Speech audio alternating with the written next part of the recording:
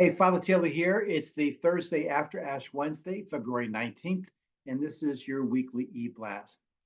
So here's something that you're going to be hearing pretty much every week, every time we get together, EBlasts, church services, everything. It has to do with um, the question of whether you're going to choose to live by faith or that you're going to live by fear, right? Pretty basic. The Sundays in Lent, you'll notice if you look them up on a page like lectionary.com and you look up all the readings coming up, you're going to find that they all have something in common.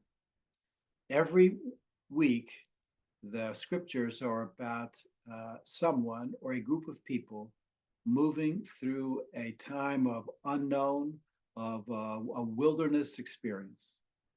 This week, we're going to hear about Jesus, who goes back into the wilderness after he's baptized, after he hears the Father's voice say, "You're my son." He is led by the Spirit into the wilderness being a place where he's fasting. So he has gone with zero resources. And the question that he will be asked internally in all of this is largely about, can you trust what God has said to you? Can you trust the Lord? That's the question. You're going to hear about Abraham. So you'll remember that when he begins his journey, his name is not Abraham, it's Abram. And the Lord gives him these details. Go to the land which I will show you, but there's no address given. He's going to have to trust God to get him from the end of one part of his life into a new one.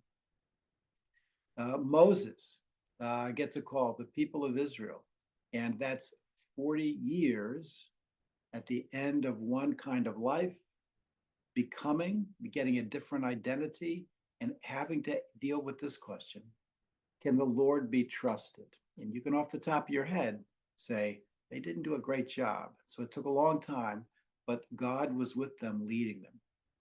You're going to hear reading about the valley of dry bones. Can these bones live? Meaning, can God, after the ruin of Israel, can God bring Israel back and fulfill his promise to Israel?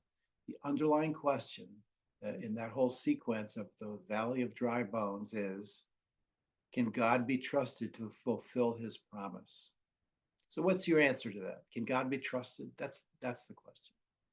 So when you talk about the end of the time of one priest and you're moving toward another, your question is going to be, can God be trusted?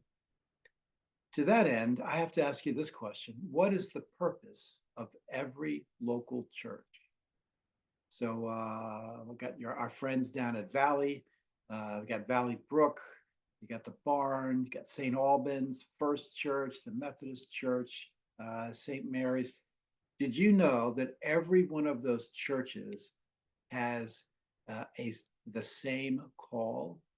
The way they respond is always a little bit different. But did you know that every local church has the same purpose, and that is for God's mission?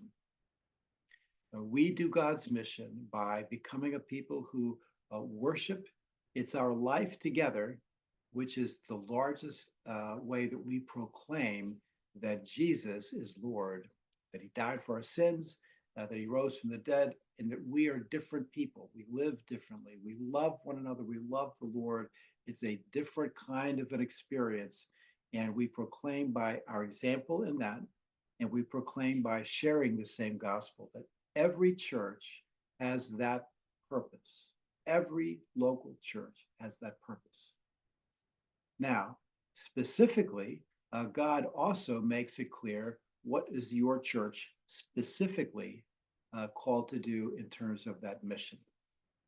Do you know where that call comes from? It does not come from the priest or the pastor. It does not come from a consultant. It does not. It comes from the community.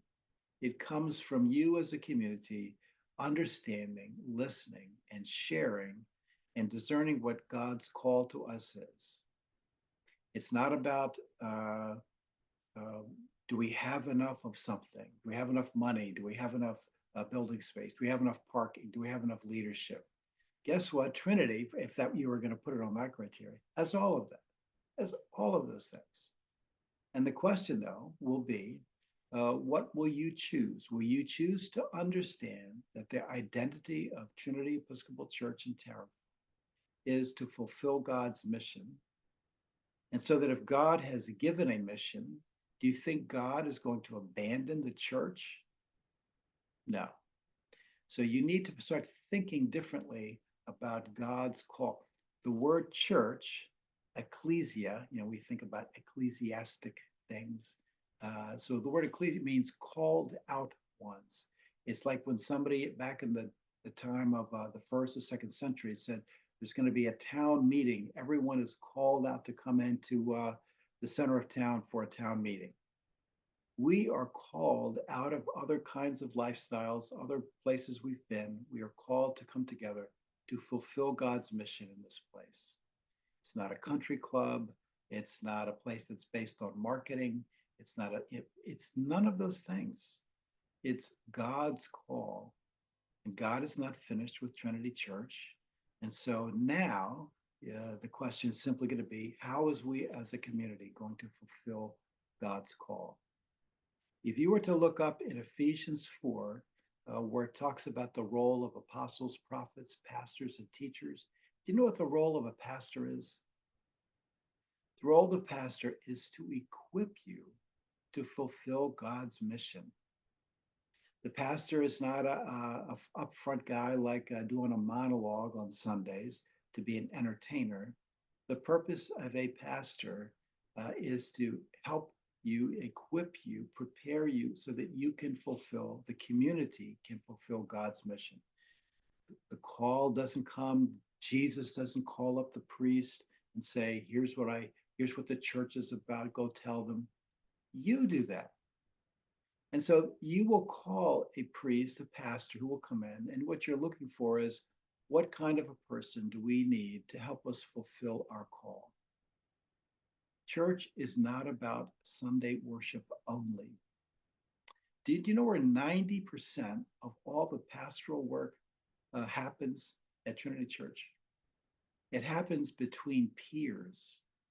It happens in small groups. Just a very small, I'm kind of like the crisis guy, but in general, pastoral care does not disappear when the priest moves on. It continues with the people that have been doing that. So we have plans how we're going to really make sure that all that's taken care of. But the big question is, are you going to choose to think about this next transition as something that brings great fear?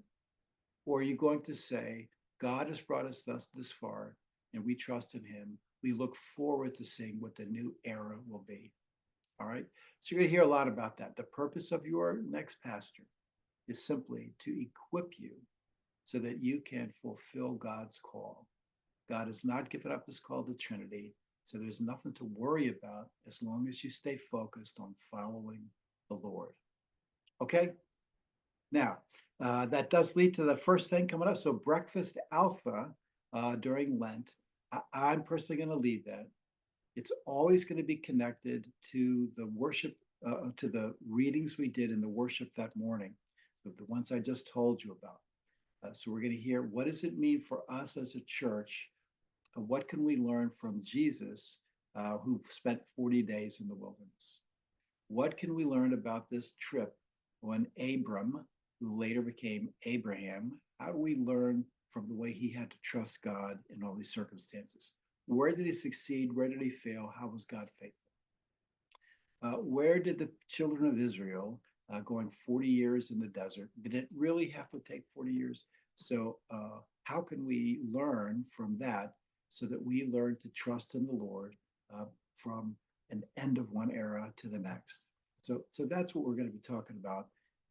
And it's purposeful so that a core group of people, whoever comes, can be strengthened with both a rational understanding of how God works in this transition and to be strengthened by the work of the Holy Spirit and encouraged to fulfill what God is calling us to do. So anyway, so that's Breakfast Alpha. That's every Sunday following the church service. We also have coming up on Sunday, March 8th, it's a few Sundays away, but is our choral evensong that's coming up. We have, for evensong, I've been asked to say we need tea sets, not a million, but you, if you've been here for a while, you know that we have these kind of formal tea sets. We need several. And we also need a lot of cookies because apparently Jesus and the early disciples spent a lot of time with cookies in the evenings or something. So anyway, so we got that coming up. March 9th, there is a group of people who meets on the second Sunday of every month. And here's their goal. We know the things we do in Terriffill, but where might we be following God's call outside of Terriffill? Where are some outreach opportunities we could have in Simsbury or Avon or Granby, in our local Farmington Valley? So that group is meeting March 9th in the library, and that begins at 5:30. So if you're working, you gotta hustle to get in there for that. So anyway, so a lot going on. I just also want to assure you that you are going to be inundated with communication about all the things that are going on in terms of the transition.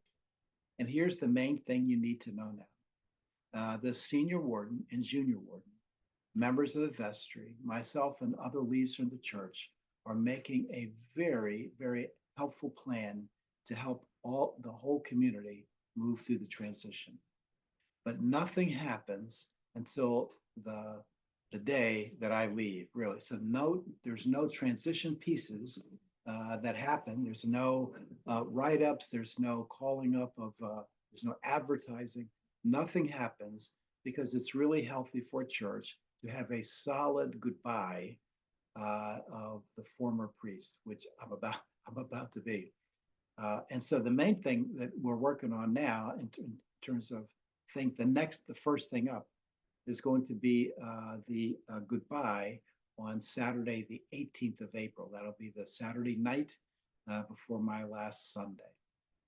And then we'll have the Sunday service, and it will be basically goodbye because it's the end. What you're looking for is how do we end healthily, at a healthy ending to these last 7-8 years. That's what we're looking for, because then if you make a healthy ending, you can make a new beginning. That's the idea behind it. So that's coming up. So there's got some folks who are involved in putting that dinner together. I'm sure we'll have a couple of guest speakers, but everybody will get 2 minutes to be able to say, hey, this is what we felt about Father.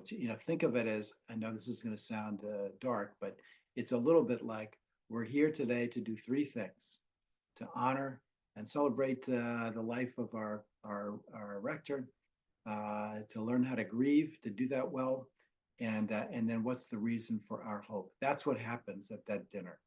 So we'll be giving you some more information about that. But remember, you have to choose whether you're going to say, I don't know what's going to happen and I'm afraid, and what am I going to do? Like, what do you do when you're afraid? We cling to stuff, we get angry, we start blaming, we do all these weird things. That's exactly what the people of Israel did, right? So we're going to try to avoid that, but you have to choose. Has Jesus been faithful to this church or not? And why would Jesus, if he has been faithful, choose to leave, during this interim period of time? Not. So well equipped, be strong, and we will talk to you guys very soon. Thank you.